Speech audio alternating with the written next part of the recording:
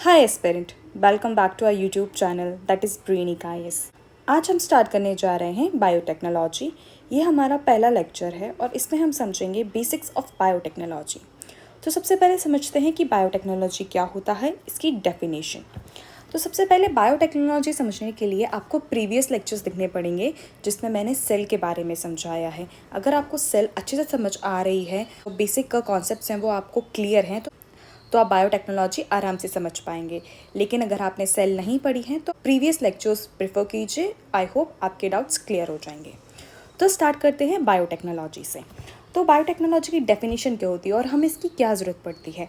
तो बायोटेक्नोलॉजी की डेफिनेशन ये होती है, biotech is the process of using living organism और देयर एंजाइम और their molecule to obtain products for welfare of mankind. तो मतलब क्या, देखो मैं समझाती हूँ। बायोटेक का मतलब एक प्रोसेस है, कोई ऑर्गेनिज्म यूज़ कर रहे हैं या फिर उसका कोई एंजाइम यूज़ कर रहे हैं या फिर क्या यूज़ कर रहे हैं, मॉलिक्यूल उसके, और इसको प्रोसेस करके हम एक क्या बना रहे हैं, प्रोडक्ट बना रहे हैं। और ये जो प्रोडक्ट है वो यूज़फुल हो रहा है किसके, ह्यूमन वेलफेयर में, है ना, किसमें, वेलफेयर में वो यूज़ हो रहा है। अब इसका कोई एग्जाम्पल तो देखिए क्या है। एक ह्यूमन बीइंग है, ये सफ़र कर रहा है किससे, डायबिटीज़ से। इसकी बॉडी में जो इंसुलिन है वो क्या कम प्रोड्यूस हो रहा है और डॉक्टर ने इसको एडवाइस किया है कि आप एक्सटर्नल फॉर्म में या फिर इंसुलिन के इंजेक्शन लीजिए। अब इंसुलिन तो ह्यूमन बॉडी में बन रहा है ना, तो ये एक्सटर्नल मतलब कहाँ से मिल रहा है, तो किसी दूसरे इंसान से निकाल के इसमें डाल दिया, नहीं। किसी भी इंसान से इंसुलिन निकालना काफ़ी डिफ़िकल्ट है। लेकिन अब हो सकता है कि कोई दूसरे मतलब एनिमल्स हैं just like cow and pig, इनमें इंसुलिन बन रहा है क्योंकि ये भी मैमल्स हैं। लेकिन अगर क्या हम इनका जो इंसुलिन है वो एक्सट्रैक्ट करके ह्यूमन में डाल सकते हैं, डाल तो सकते हैं, बट इसमें हैवी चांसेस क्या होते हैं कि इनको कहीं एलर्जिक रिएक्शन ना हो जाए। क्या ना हो जाए, एलर्जिक रिएक्शन। और अगर एलर्जिक रिएक्शन हो गया तो इसको और सीवियर डिसीज़ हो सकती है। तो अब क्या किया जाए, तो इसमें क्या होता है, फॉर एग्जांपल मान लो ह्यूमन का हमने क्या लिया, डीएनए लिया, और डीएनए में जिसमें ये ह्यूमन का डीएनए है, और एक हमने लिया इकोलाई का, ये क्या है, एक बैक्टीरिया है इकोलाई, ठीक है, ये उसका क्या है, डीएनए है, ठीक है। अब इसमें से हमने एक जीन उठाया जो क्या करता है, जो इंसुलिन को प्रोड्यूस करता है, इंसुलिन को क्या कर रहा है, प्रोड्यूस कर रहा है, और वो उठा के हमने इसमें इंसर्ट कर दिया बाय प्रोसेस ऑफ बायोटेक्नोलॉजी और जेनेटिक इंजीनियरिंग। अब ये जो इकोलाई है, इसके अंदर एक स्ट्रैंड है किसका, ये मान लो ये स्ट्रैंड है इंसुलिन का, ठीक है। अब ये क्या हो रहा है, ये जो इकोलाई के अंदर अब ये स्ट्रैंड आ गया है और ये क्या कर रहा है, अब इंसुलिन प्रोड्यूस कर रहा है, ठीक है। अब ये इंसुलिन प्रोड्यूस कर रहा है और इसको हम फैक्ट्री में सेटअप करेंगे और बल्क में क्या करेंगे, इंसुलिन प्रोड्यूस करेंगे, और वो क्या होगा, मैनकाइंड में यूज़ होगा। जो डायबिटिक पेशेंट है वो उनको कंज्यूम करेंगे और ये मैनकाइंड में यूज़ होगा। तो ये क्या है, ये जो पूरी प्रोसेस कहलाई, ये क्या कहलाई, बायोटेक्नोलॉजी। बायोटेक्नोलॉजी से क्या मतलब है कि बायोलॉजी को यूज़ करके और टेक्नोलॉजी का यूज़ करके हमने एक ऐसी चीज़ बनाई जो ह्यूमन वेलफेयर में काम आ रही है। ओके, अब इसकी हम दूसरी डेफिनेशन पढ़ते हैं। ना सिर्फ ह्यूमन के लिए, एग्रीकल्चर में, एनवायरनमेंट में, है ना, या फिर animal health other than human, जैसे cow, pigs and. Biotechnology is a use of advance in molecular biology for application in human and animal health, agriculture, environment and speciality biochemical manufacturing. Okay, I hope आपको समझ में आया होगा। अब हम आगे बढ़ते हैं। तो ये एक और डेफिनेशन है बायोटेक्नोलॉजी का, आप इसको रीड कर लीजिएगा। अब हम समझते हैं एप्लीकेशन ऑफ बायोटेक्नोलॉजी टुडे। तो सबसे पहले क्या होता है, इन्वायरमेंटल बायोटेक्नोलॉजी। अब इन्वायरमेंट में बायोटेक्नोलॉजी की क्या ज़रूरत पड़ गई, तो देखो क्या होता है कि कोई क्रॉप है, मान लो कोई क्रॉप है, ड्रॉ कर लेते हैं, जस्ट लाइक ये क्रॉप है। तो अब इसमें क्या प्रॉब्लम ये क्या आ रही है, ये मतलब जो इन्वायरमेंट है वहाँ पे ये क्या नहीं कर पा रही है, ग्रो नहीं कर पा रही है। इसमें ऐसे जीन्स या फीचर्स नहीं है जो उस इन्वायरमेंट में ये क्या अडप्ट कर सके। अब जैसे एग्जांपल मैं आपको बताती हूँ कि जो राइस ग्रो होता है वो होता है मतलब बहुत ज़्यादा उसको वाटर की नीड चाहिए रहती है, लेकिन जो वीट ग्रो होता है उसमें कम पानी की इसमें ज़रूरत होती है और वो ग्रो कर जाता है। लेकिन अब कुछ एरियाज़, कुछ इन्वायरमेंट ऐसे हैं कि जहाँ पे क्या हो रहा है, पानी कम है लेकिन हमको वहाँ राइस उगाना है, तो ये तो पॉसिबल नहीं हो पाएगा क्योंकि उसके लिए तो हमें क्या चाहिए, बहुत सारा पानी चाहिए। तो इसमें अब हम क्या कर सकते हैं, हम एनवायरमेंटल बायोटेक्नोलॉजी का यूज़ कर सकते हैं। अब हम क्या करेंगे, जैसे ये राइस है और ये वीट है, तो हम क्या करेंगे, जो वीट में जो जीन्स उठाकर क्या राइस में पुट कर देंगे। अब राइस ये जो हो गया एक तरीके से हाइब्रिड हो गया, और ये अब क्या कर पा रहा है, ये कम पानी वाला जो एरिया है उसमें भी क्या कर पा रहा है, अब फ्लरिश कर पा रहा है और ग्रो कर पा रहा है।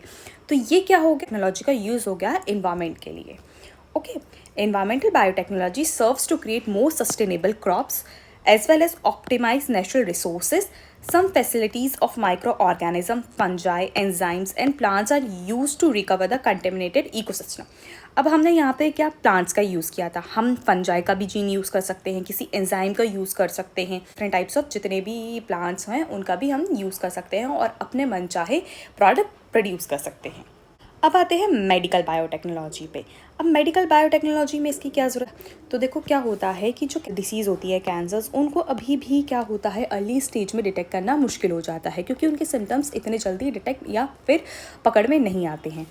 तो अब क्या होगा, तो हमें क्या करना पड़ेगा, जो हमारी मेडिकल बायोटेक्नोलॉजी होगी उसको हमें एडवांस करना पड़ेगा कि जो माइन्यूट से माइन्यूट चेंज हो रहे हैं हमारी बॉडी में उसको वो क्या करे, डिटेक्ट करे और पता लगाए कि ये जो डिसीज़ है या कैंसर है या फिर कोई और डिसीज़ है या कोई न्यू डिसीज़ तो नहीं हो रही है बॉडी में।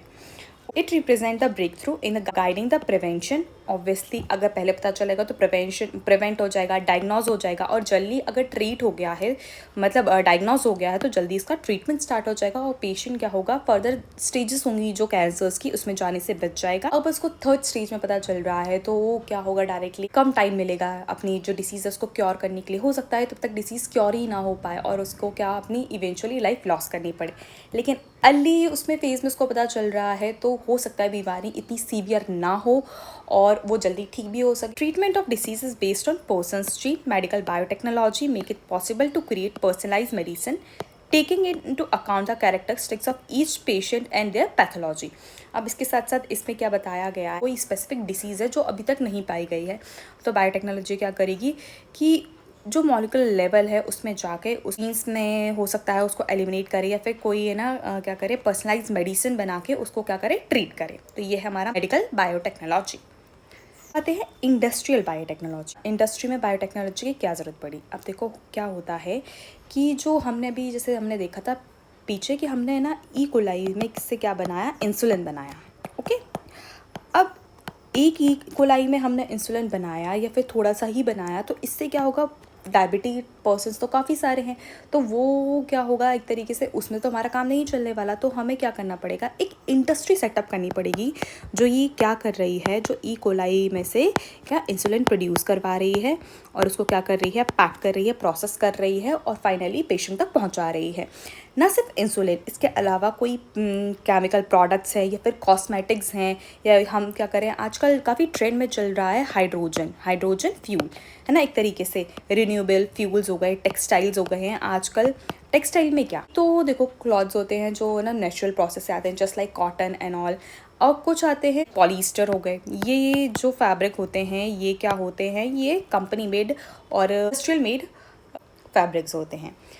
इसके अलावा पैकेजिंग में अब हो सकता है क्या है कि पॉलीथिन, आपको पता है कि हमारे एनवायरनमेंट के लिए कितनी हार्मफुल है, लेकिन अब पॉलीथिन का हमें ऑल्टरनेटिव निकालना पड़ेगा। अब पॉलीथिन में क्या है कि स्पिल प्रूफ, वाटर प्रूफ है, एक ऐसा कंपोनेंट निकालें इसके थ्रू कि जो एग्जैक्टली काम कर रहा है पॉलीथिन के जैसा, बट वो एनवायरनमेंट के लिए हार्मफुल नहीं है और ईजिली क्या हो रहा है, डिग्रेड हो रहा है। तो ये क्या हो गया, इंडस्ट्रियल बायोटेक्नोलॉजी।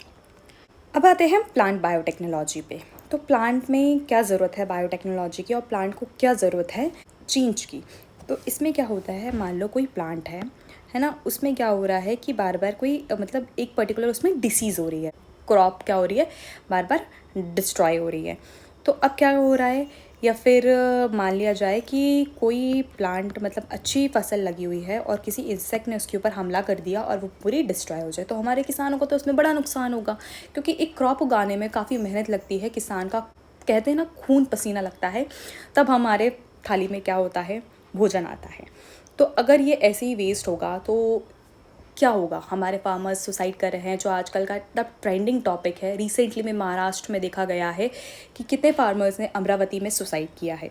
तो ये कैसे चेंज हो सकता है, ये टेक्नोलॉजी से चेंज हो सकता है। इसमें जो सबसे पहला इंपॉर्टेंट और वाइटल रोल प्ले कर सकता है, that is a plant biotechnology. वो कैसे कर सकता है, क्योंकि वो जो रीज़न है एक तरीके से क्या है, एक तरीके से वहाँ पानी बहुत कम है, वहाँ पे कोई भी जो प्लांट्स हैं लगते हैं या फिर कोई फसल लगती है तो पानी की वजह से या फिर पानी नहीं पहुँच पाता है तो वो ग्रो नहीं कर पाते हैं, तो इवेंचुअली उनको क्या होता है, लॉस होता है। या तो हम क्या करें, वहाँ पे पानी पहुँचा दें, सरकार तो वो कर नहीं रही है। तो अब इसमें क्या कर सकते हैं, साइंटिस्ट ही अपना रोल प्ले कर सकते हैं। कैसे कर सकते हैं वो अपना रोल प्ले, तो वो क्या करेंगे, जो प्लांट्स हैं उन्हें हाइब्रिड बनाएं, उनको वहाँ की जो कंडीशन है उनमें मतलब जेनेटिक मॉडिफाई करके उस कंडीशन के अकॉर्डिंग बना दें, जो प्लांट्स मतलब वहाँ लग रहे हैं वो कम पानी में ग्रो हो रहे हैं। तो हमारे फार्मर्स को इवेंचुअली काफ़ी हेल्प मिलेगी और जो सुसाइड रेट बढ़ रहा है फार्मर्स का वो क्या होगा, कम हो।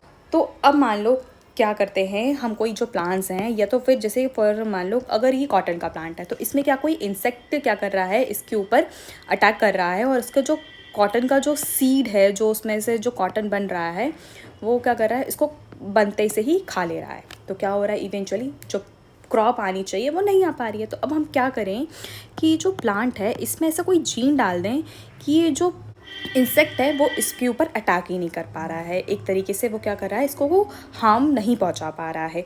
तो ये क्या होगा, जो हमारी जो क्रॉप है वो बच जाएगी इंसेक्ट से। यह या फिर हम क्या कर सकते हैं, डिसीज़ कॉजिंग के अंदर जीन्स हैं जिनकी वजह से ये क्या हो रही है, प्लांट्स में डिसीज़ हो रही है, उनको हम एलिमिनेट कर दें through a process of genetic engineering. अब इसको हम थोड़ा सा पढ़ते हैं। A series of technique are use to improve the variety of the plants, है ना, with the aim of avoiding insects, pest, diseases and weeds that can be destroy crop.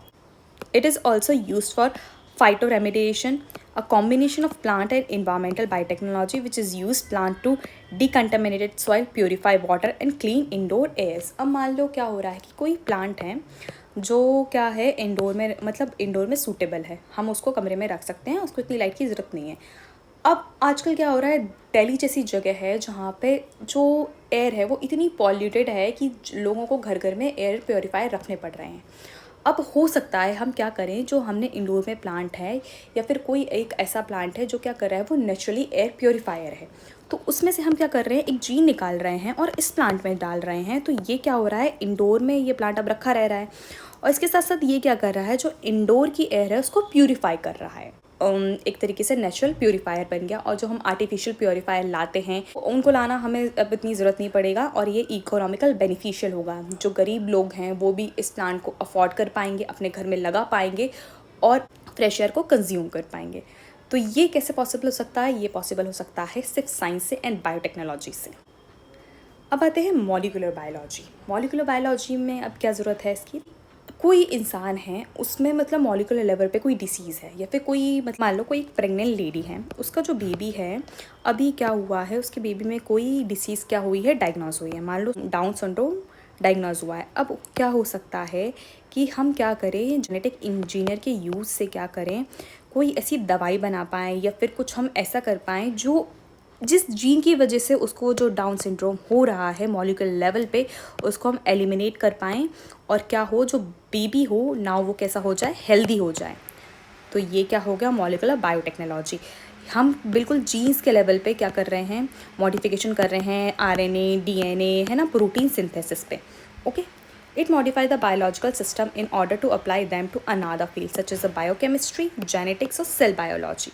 This makes it possible to study the interaction of different cell system including DNA with RNA, protein synthesis and metabolism. इसके साथ साथ हम क्या कर रहे हैं, जैसे DNA हैं, आरएनए हैं या प्रोटीन सिंथेसिस है, ये कैसे हो रहे हैं, इनका क्या इंट्रैक्शन हो रहा है और ये ह्यूमन में कैसे काम कर रहे हैं, तो हम क्या कर सकते हैं, इनकी भी स्टडी कर सकते हैं थ्रू आ मॉलिक्यूलर बायोटेक्नोलॉजी।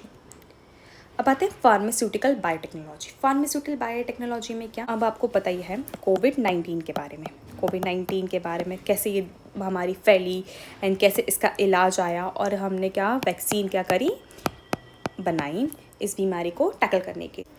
अब इसने क्या किया, सबसे पहले कोविड जो उसको रिसर्च करा होगा, देखा होगा कि क्या इसमें लूप्स होल है, एक ऐसी वैक्सीन बनाए जो उसकी प्रोटीन को डिस्ट्रॉय कर दे और ये बैक्टीरिया ख़त्म हो जाए या फिर उसके जीन्स पे जाके ख़त्म करे। डिफरेंट टाइप्स ऑफ वेराइटीज़ की वैक्सीन्स होती हैं जो अलग अलग वे में काम करती हैं, जो हम आगे देखेंगे।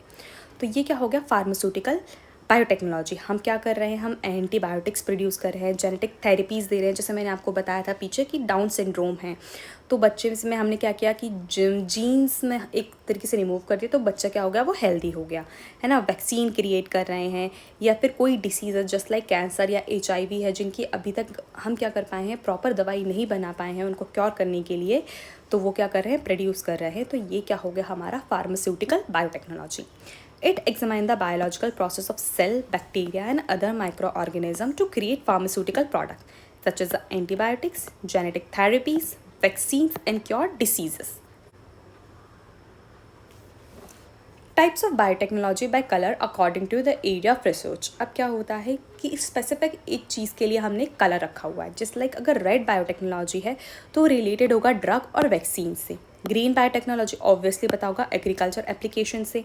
ब्लू है तो एक्वेटिक। ग्रे बायोटेक्नोलॉजी है तो इन्वायरमेंटल एप्लीकेशन में है।